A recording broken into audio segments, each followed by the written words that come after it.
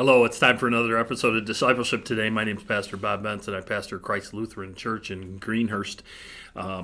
We've been using the book of John as a discipleship text right along, and I'm going to break from that today.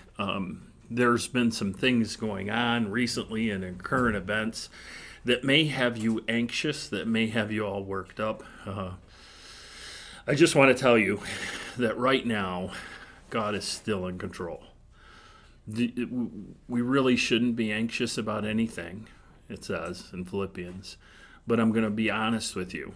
I am anxious about some things that are going on.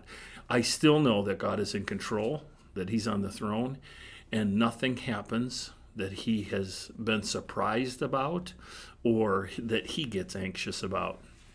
With that said, a lot of the things that are going on right now are trying to distract us from our job, from our engagement within the kingdom, and that's what I wanted to talk to you about today. The whole idea of Jesus was He engaged men and discipled them. He lived life with them. They walked through life together every day for about 3.5 years. The idea of discipleship was not to just build disciples, but to build disciple-making disciples. If you think about it, God created us. God created mankind, Adam. Adam is the word for mankind in the Hebrew. God created mankind, male and female, and He created them with the ability to procreate, to be part of His creative process. And He's created that in us as disciple makers. If we're making disciples who are also doing their job and making disciples, we get a whole bunch of downstream life. If I disciple a handful of guys and those guys go out and disciple a handful of guys, that exponential expanding of the kingdom happens. But see, if God can paralyze a Christian to get them to not make disciples, the same is true. There's a whole bunch of downstream death. And God doesn't want that for us. It says there that in the creation process that He created plants.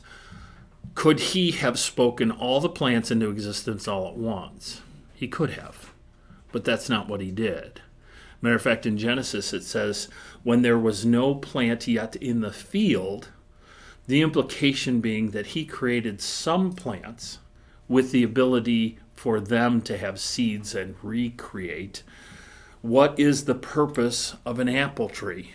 And I know some of you are thinking right now it's to produce apples. That is not the purpose of an apple tree. The purpose of an apple tree is to make more apple trees. Now, yes, we do benefit from the apples that come off that tree, but the purpose of that tree is to make more trees. It's the same is true in discipleship. Don't get so frustrated, so anxious, so worked up about things in the world that we forget to do our job in disciple making. And that's my encouragement for you today. Even with this angst, and I admitted freely to you that I'm feeling some of this angst, we can't let it distract us from what God has called us to do. And that's my encouragement for you today. Continue to do what God's called you to do, whether you're anxious about what's going on here and now or not. So for Discipleship Today, my name is Pastor Bob Benson. Thank you for watching.